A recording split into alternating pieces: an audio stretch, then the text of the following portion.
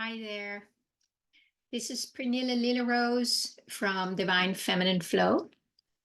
And I want to talk a little bit today to those of us who feel this deep longing in here, in our heart, just the deep yearning to fully merge with the divine and really make ourselves available in a bigger way during these times in the world where there really is a need for more light, higher frequency, less doing on our part.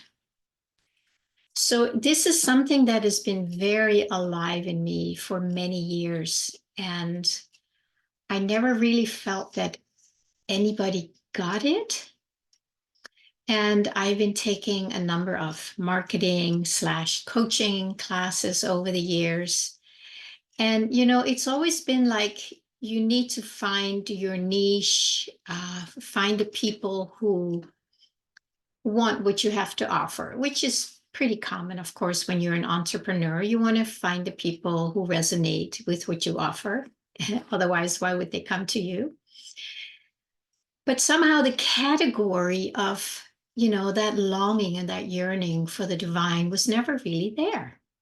It was almost like you had to find something in the world that people wanted. And of course, that's all fine. It's very common. We want better health, better relationship, more money, whatever it is, it's something out there. And then, as a coach or an expert, you will be able to help these people. That's kind of how it often works. And when I brought up in the past, that I just want God, whatever that means, it was always something like, that's not what people are looking for. So, I did my other thing, which is also very alive in me, to really help people connect with themselves and learn to love themselves, love the parts that are not being included, that are being rejected and resisted, criticized, judged. And there's a very, very important part that it's a very important piece that we learn how to do that. So we do come back into the oneness with who we are instead of, you're being this. And then you push these parts out that think they need to be different and they're not allowed to come into the fold of oneness or of love. And it's really important. I don't think anybody can avoid that part. It's a path we all need to walk back to oneness, and without any bypassing. You can't bypass parts of yourself because they will just remain in the subconscious, and they'll keep knocking on your door because they need to be included in the love that you already are, that I already am. You can't leave anything out if you want to start living as one with the divine, basically, because of course the divine does not exclude anything, any part of you. It just wants to bring it all back to the oneness that we already are, the love that we already are.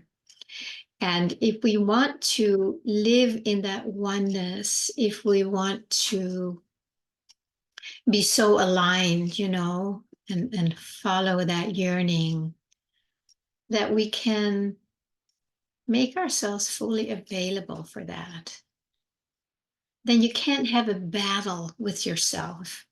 Because as long as there is a battle with any part of yourself, you can't just drop in and be available, because there's always these parts knocking that want your attention, that want to be part of it.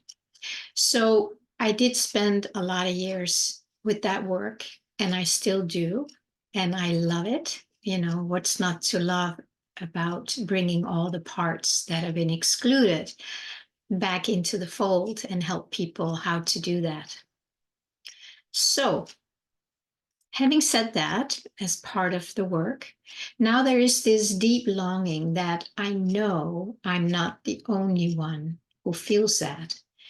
And I feel more ready now to start speaking about that and to start expressing, how that actually works.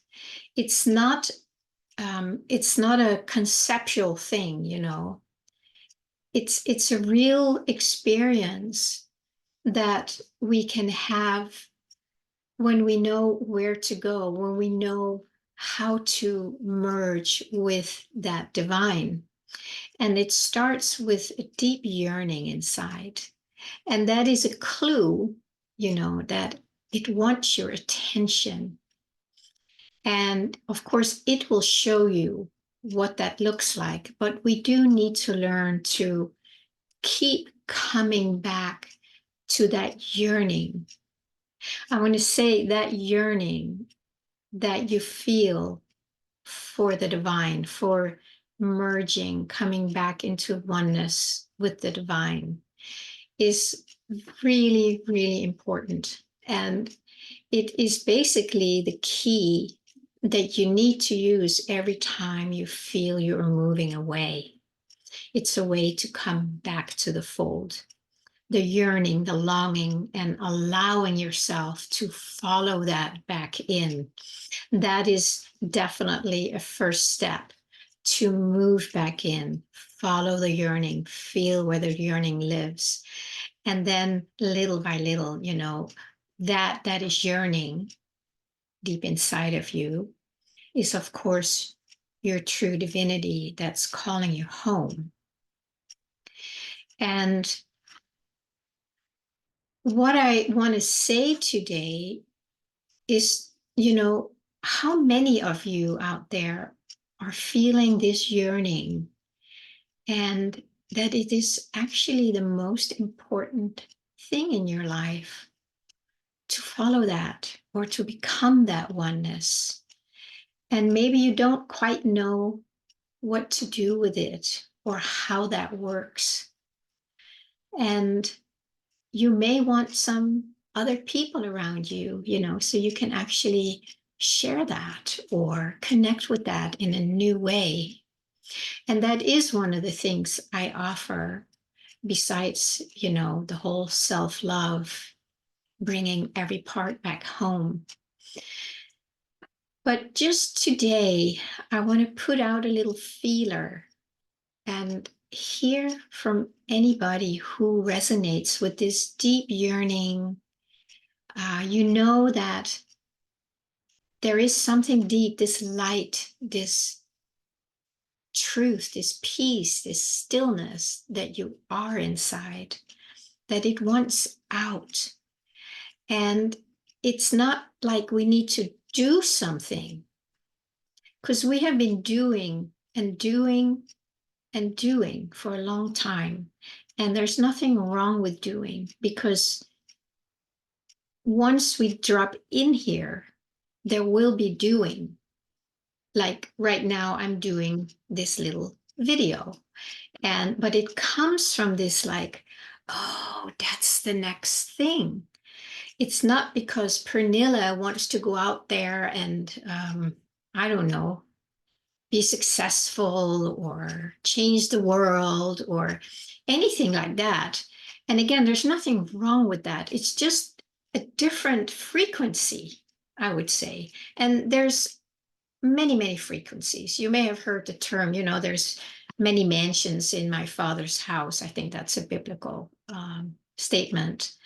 And it's true. There's many frequencies, there are many levels, and we connect with different ones at different times. And at this point, for me and for a long time, I'm just so connected with that frequency. And it's really the only thing that matters.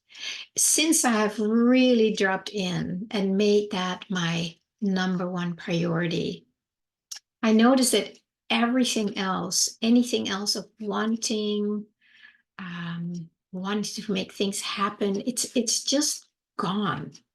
But it doesn't mean I'm just sitting on my butt all day, although I do sit on it quite a bit when I meditate. But, I go hiking, I go running, I do my aerial dancing, I do hang out with friends. There's still just life happens. But there's always kind of an abiding in this. And I would like to share more about that, not today, but really what it is and how to connect with that oneness, that it's the I am, how to realize that, how to give yourself to that, how that works, and how to start choosing that over and over and over. And then at a certain point, it starts coming more alive because you put your attention there as opposed to there. And then it starts showing you what it is like to be lived by that. And it's very, very different. And I want to say I am definitely still in the process. I have not mastered it. And of course, Pernilla will never master it because Pernilla is going to be kind of dissolving as I give my life, my love to that which I really am. Then that expression called Pernilla, it's gonna get less. It's gonna get less energy, and something much bigger, much more beautiful that I truly am is taking over more and more. So I think that's all I want to say today. I want to thank you for stopping by and listening. And I would love some comments or some feedback, how that is for you, if you can relate to that.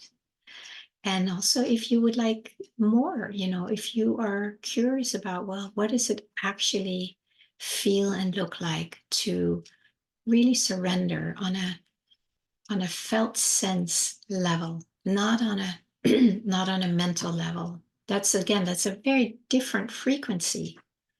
But we can certainly use the mind to choose to not go there and then turn around back inside.